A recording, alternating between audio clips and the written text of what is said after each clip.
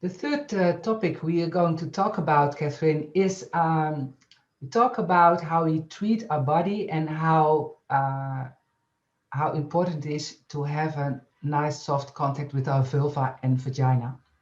Mhm. I think it's a really important topic to talk about because what I found out when is that um, for me, my vagina didn't do what it should do, and I was pretty angry about it. So, what I also find out later on is that I did not treat my vagina so gentle. So, when I talk about the treatment I give to people, I say to them, if you just wash yourself, how do you wash yourself? And how do you wash your vagina? And they ask and they see look at me and they think, how? I have no idea how. I said, are you doing a little bit like this? So in your vagina like this, do you with hands or something? What did you? How do you call it? Washcloth or Yeah. something over Oh, your hands washcloth. Mhm. or something else? And they say, yeah, we do a little bit like this or with the hand cloth like this. And I said, and how does that feel? And they have no idea. So they go home and they try, come back and they say, it doesn't felt really well because in the same conversation I talk about it, I say, what should happen when you just touch yourself like this? What is going to happen? And in the treatment, I do it with the people just by stroking their own hands and do like this. How does it feel to do this? And how does it feel to do that? Mhm. And it's so small and so big at the same time because from that day on, most of the time they treat the vagina at the outside by touching more gentle. It's not that they think the vagina is great still. There has to be some work on that. But just by um, looking and touching the vagina in a different way, um, by touching, it's so important, I think, that people treat their whole bodies with so much more gentleness. How do you feel about that by starting this topic? I love this example, and it's such a good symbol of what our current relationship may be with the body, how we touch our vulva. And you mentioned vagina, and just as a clarity that we don't clean the vagina, right? I know which exactly what you meant, Yeah. that we clean the vulva. Um, and this whole journey really is coming to a place of self love and acceptance and treating ourselves and our bodies with compassion. And there's so many different facets of this in the way that we touch the body, in the way that we speak to ourselves in our minds, because self talk goes a long way, right? We when we notice how we speak to ourselves sometimes, we might say if we speak to somebody else like this in one day, we're going to get slapped in the face no less than 5 times, right? Like it really is this whole picture of the mind and the body and the spirit kind of coming together.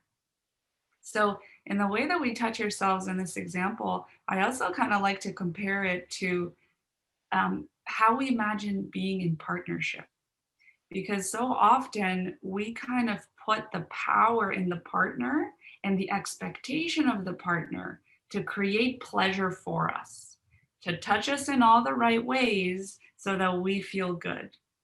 But the fact is that we need to know how that touch looks like and how it feels like. And we actually need to be able to give it to ourselves before we can expect to receive it from a partner.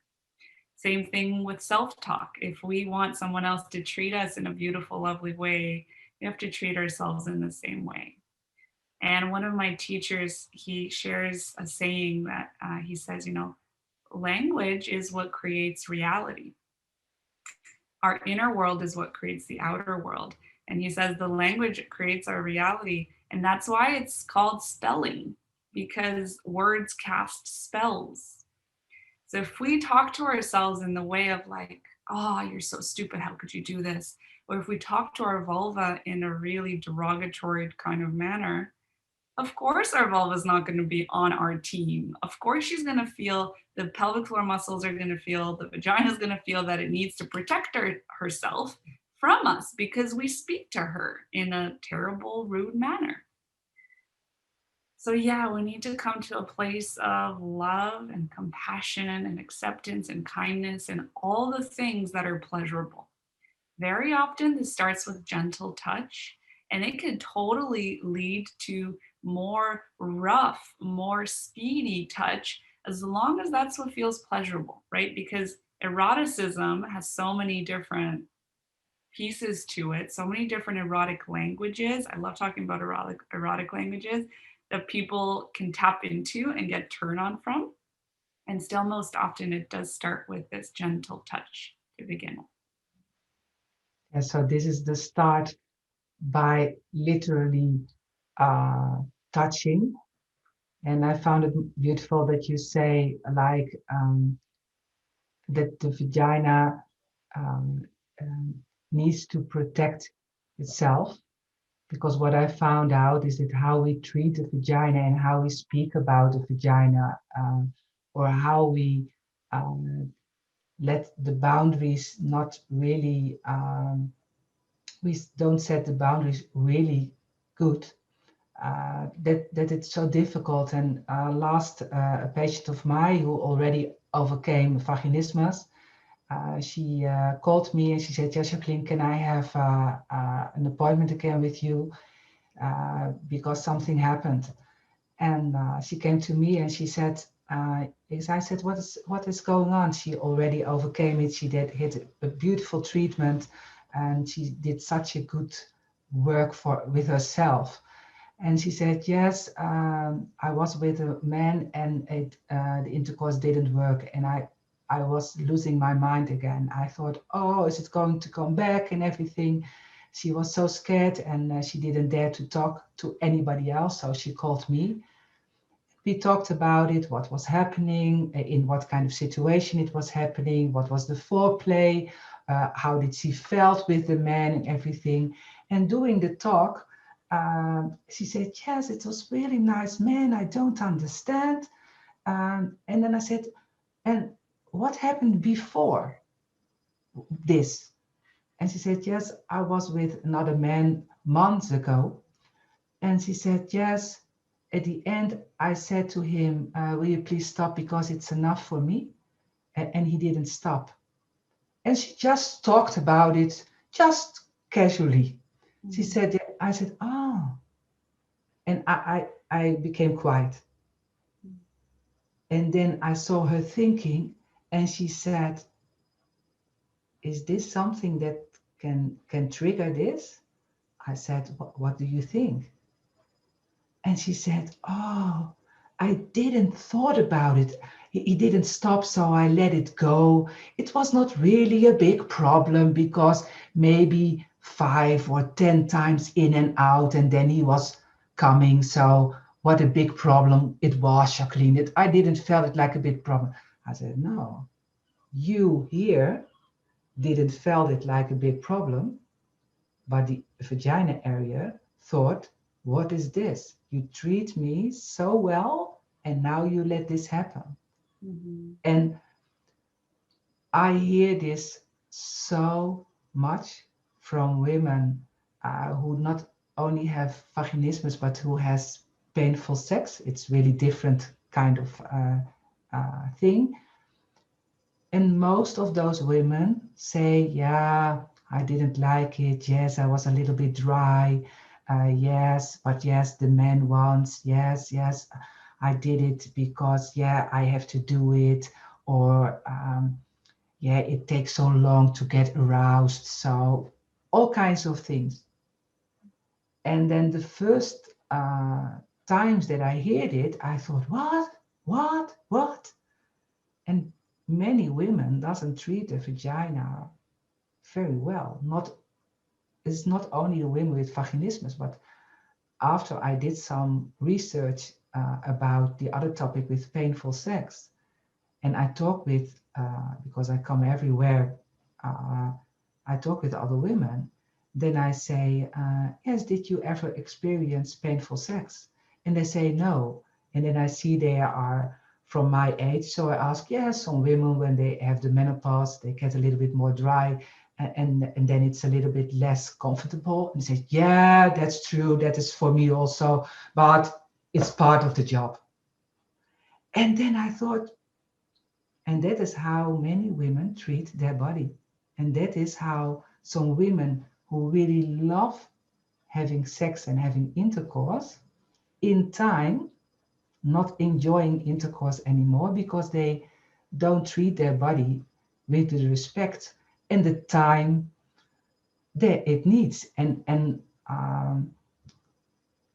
yeah, I hear that now so many times, and I'm sort of talking about this topic with so many people. Just between the lines, I say something because I want people to know, don't do that. Don't do it, because when you do it, at the end, when you do it over and over and over again, then you can get vaginismus, because the pelvic floor muscle says, I don't want this anymore. So I close up. And so that is also, you have the vaginismus from start. You can have vaginismus later on. And I found out that many women who have later on getting vaginismus, most of the women have a sort of trauma out of taking not care of themselves. And sometimes, of course, something else. But many of the, and I found it so, how we treat ourselves is so lousy. And yeah, I always, when I hear some kind of story like that, then I want to shout it out. Don't do it. Don't do it. Yeah. Yeah. Yeah, it's heartbreaking. Yes. And sometimes it's not even a choice, right? When we talk about experiences of assault, sexual assault, it had never been a choice for them. They wanted to say no, but they couldn't. Yeah. And in occasions where it wasn't quite such an intense situation, it felt like there was an inner no that didn't get spoken. And what I really like to explain vaginismus as is our body saying no for us. Yeah. When we didn't speak it out and when we didn't make ourselves a priority in that moment, we made the other person a priority in that moment. The body said no for us. And again, coming back to an emotional place, learning how to make ourselves a priority in our lives, not only sexually, but in all other areas, is a beautiful part of the healing journey where we get to start setting boundaries with people, right? We make ourselves and our happiness a really important part of our life. So thank you for sharing that story. I think a lot of people are going to be able to relate to this, and maybe there's a light bulb that went off for people remembering a moment in their lives when they didn't honor their body. In a dilating practice, which in my opinion is very important to come at the very end after a lot of other stuff, right? A lot of other practices and healing pieces. In a dilating practice, it's also important before we attempt insertion that we actually ask the vagina and say, would you like to have some guests up in here, right? Would you like to have penetration? And if there is 10 series, like a series of no's, where 10 sessions your vagina said no, and you listened to her and you didn't attempt penetration, that is way more effective of an approach than if we just push through, because that's the only way that she's going to open whenever she's ready. And what I also do in the treatment, what I found important is that when you are in a safe relationship, when the partner is really soft and lovely to you, then also you have to understand that when he is in general life really soft and gentle and nice to you, then most of the time in your sex life he's doing the same.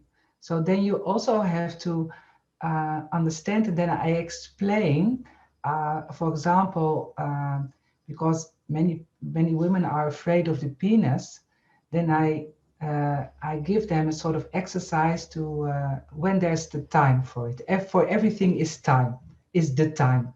You cannot do just one exercise and overcome it. For everything is in time. Yeah. But then I said, go sit next to the penis from your husband. When you're scared, you do just his underwear over it. But if you're not so scared, you can put it off and you see the soft penis and you watch to your husband or your partner. Um, and you look like the penis and the partner, penis partner, and you see, hey, this penis belongs to this man.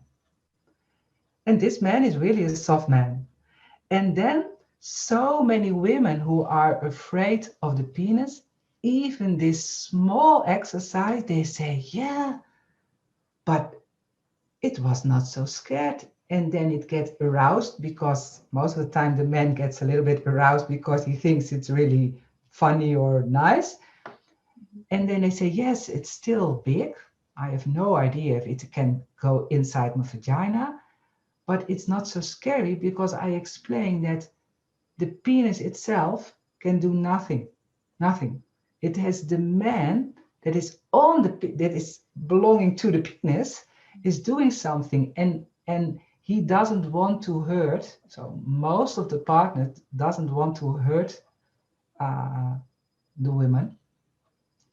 So that kind of explanation and this kind of little exercises can change the brain, like looking at, oh, it's scary and the penis can do everything itself and it's going to do something I don't want. And then I explain when the penis is inside, because many women are scared when the penis is inside, I lose control. And then I say, yes, but you have all, I don't know the other word for it. We call it in the Netherlands, we call it regie. Regie, that it's not control, because control is not the right word. It's sort of, you can arrange everything. It's also not the best word, but you can arrange everything.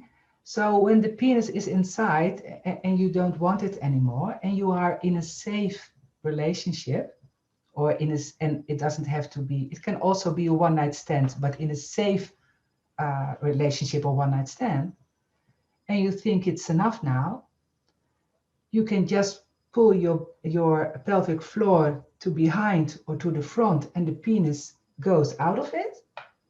Or you just can say, will you please go out of me? And also that kind of talk and explanation can do something with their brain, that they have more control, or they can have more effect on what is going to happen. And they say, yes, is it really possible, Jacqueline?